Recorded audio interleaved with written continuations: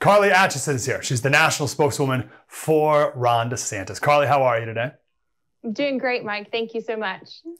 I'm grateful you're here. So all my questions are coming from a place of genuine curiosity and also a respect for Ron DeSantis and wanting him to do well, and is excited for his campaign and the whole thing. What is your team's reflection on why things have not gone super well? Why he hasn't had that huge pop up into the 20s and the 30s and the 40% of support? Yeah, I appreciate the opportunity to address this. So first, I want to point out that Ron DeSantis has had more money spent against him than Trump and Biden combined, over $20 million. So that tells you right there that people sense he's a threat. They know he's the strongest candidate, so they're coming after him. The other thing I want to point out is there's no such thing as a national primary. Our strategy has always been to focus on Iowa, New Hampshire, and South Carolina. And that's exactly what we're doing. We have the most advanced, most organized ground game in Iowa. Ron DeSantis has visited 38 of 99 counties, 40 endorsements from state legislators, and we're going to continue to work. Look, we're not getting distracted. And so Ron DeSantis, the other thing I want to point out, is somebody who is a Navy veteran. And so he's always been mission focused. And so we are sticking to the mission. Trump says he has no personality. That's why he's not doing well. What do you say to that? You know, it's funny. The attacks, when they go after your personality, it's because they can't go after something substantial like your record. Ron DeSantis has the strongest track record of anybody else in this race. So if people want to know what a President DeSantis would do for this country, just look at what he's done as governor in the state of Florida. Look at the economy, how well it's doing. Look at education, how kids are getting educated, not indoctrinated, low rates of crime. And the other thing that I want to point out on the personality thing is when Ron DeSantis sits down one-on-one meeting with Iowans and people in New Hampshire and South Carolina, they hear his story, and they walk away with a very different impression than the one that Donald Trump and the national media would like to spin. They don't know that he's a veteran. They don't know that he served after 9/11 and volunteered to go to Iraq. They see him and his wife, Casey, and their 3 beautiful kids. And so they walk away with a very different impression, and they walk away completely sold to vote for a President DeSantis. The problem for every other Republican candidate in 2016 was that Trump sucked the oxygen out of the room. And every day, Trump would say something in the morning, and then the whole rest of the day, every question, every other candidate was, what do you think about what Donald Trump just said? And the same thing's happening now. How can DeSantis do or say anything that can break through this Trump media attention machine that no one's been able to penetrate? Well, first, I'd just like to point out that we have the debate coming up next week. So that's a great opportunity where millions of Americans who may have not been as tuned in because it's still very early are going to hear for the first time maybe Ron DeSantis's forward-looking vision and his plan to reverse this nation's decline, to get our economy back on track, to finally secure the border, to unleash domestic energy production so that they're not paying an extraordinary amount for groceries and gas. And so that's something we're really looking forward to. Why would someone just not say, I love all that stuff, Trump does that stuff? Let's go with that guy. Yeah. Well, I think that there are a lot of things that were left unfinished in the Trump administration. The border is still wide open, unfortunately. We still have fentanyl pouring into communities across the country. Too often on the campaign trail, Ron DeSantis is having to console a lot of parents who have lost somebody to an overdose. So we have to get that straight. Reining in federal spending. And this has been tale as old as time for both Republican and Democrat administrations. Just spending, exorbitant amounts. We can't continue on that path because that contributes to inflation. That contributes to how much people are paying at the pump, at the grocery store, for rent. And so all of these things, Ron DeSantis is going to get under control. And again, want to point back to, he's done all of these things in Florida. Florida has paid down their debt. They're running a budget surplus right now. He's cut taxes. And so that's one of the main differences between him and everybody else in the race. He's got the proven track record. Okay, so here's what's tricky about this. You say, Trump was president, didn't seal the border up like he said he was going to do.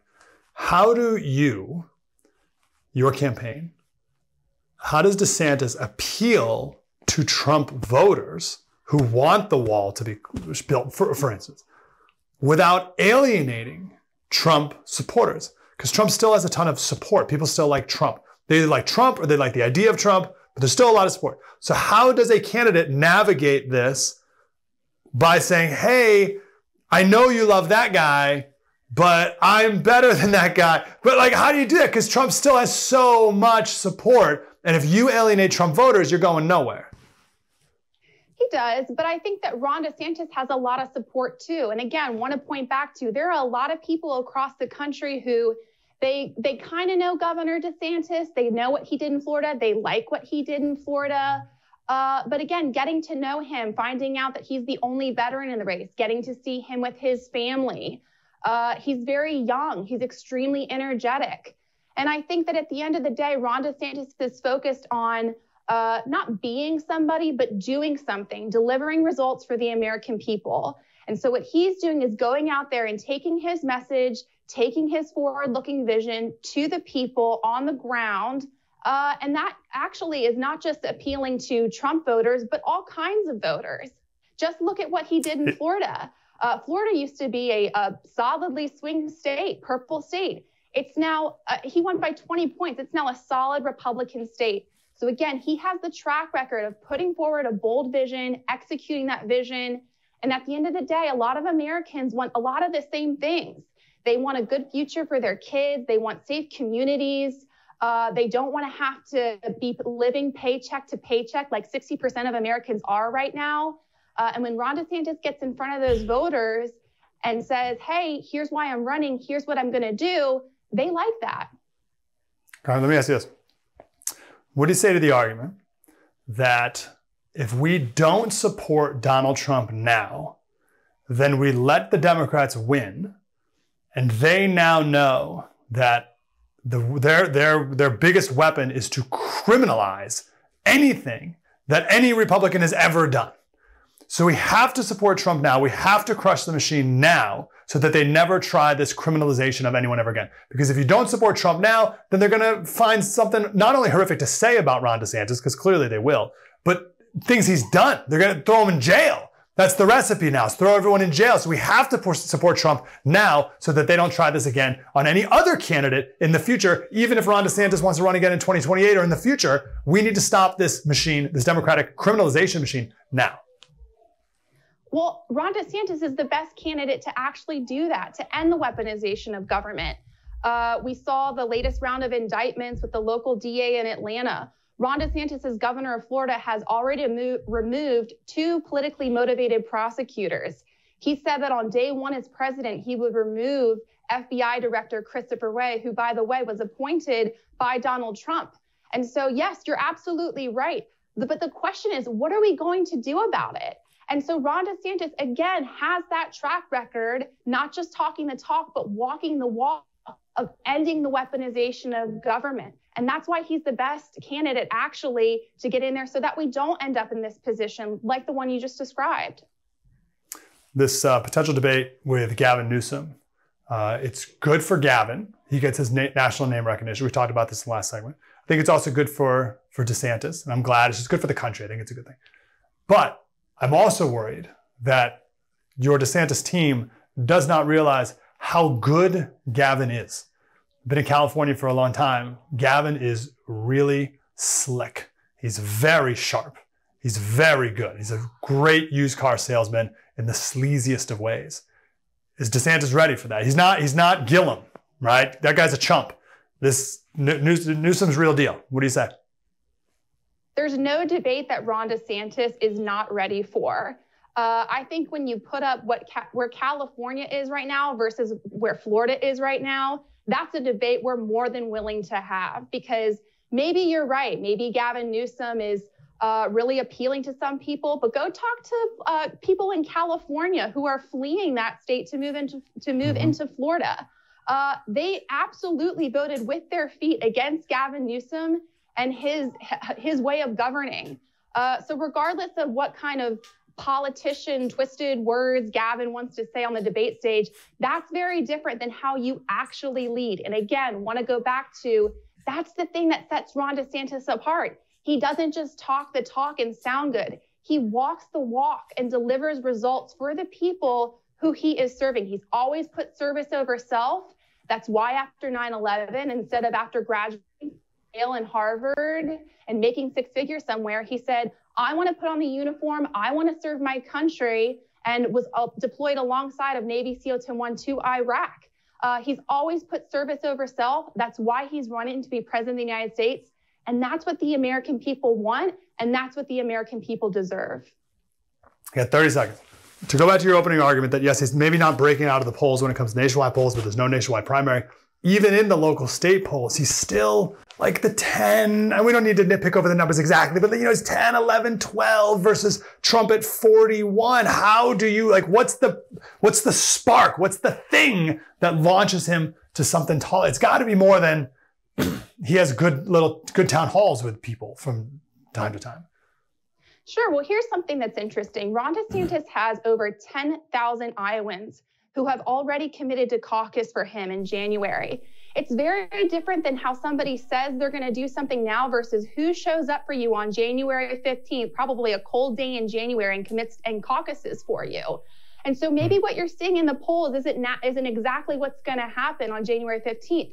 That's why we're not getting distracted. We're doing the work on the ground. Again, we have the best ground game of any candidate in the race right now in Iowa.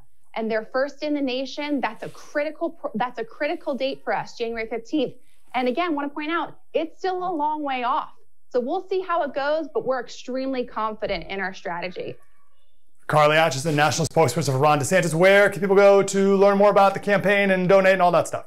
I'm so happy you asked. Go to rondesantis.com and join us in the fight. Ron DeSantis is never going to back down. He's always going to fight for the American people. rondesantis.com. Come and join our team. Carly, grateful for you. Thank you, ma'am. Thank you so much. Have a great day. So what do you think? Is that enough? Is that going to can that beat Donald Trump? What you've seen out of DeSantis so far, and you say, okay, on the national scene, no, but on the local scene, maybe he's doing what it needs to be. Can he get that jump to win Iowa and New Hampshire and the early states that he's focusing on? What do you think? What if you had your own spy? Would you use them to keep tabs on the most important events happening around the world? Update you on exactly what you needed to know each morning so you could be smarter, more prepared, ahead of the curve. Meet CIA veteran Mike Baker. Every day he'll be your personal intelligence officer, delivering insights and analysis once reserved for the President of the United States. The President's Daily Brief with Mike Baker. Get briefed. Stay ahead. Your briefings begin on September 5th.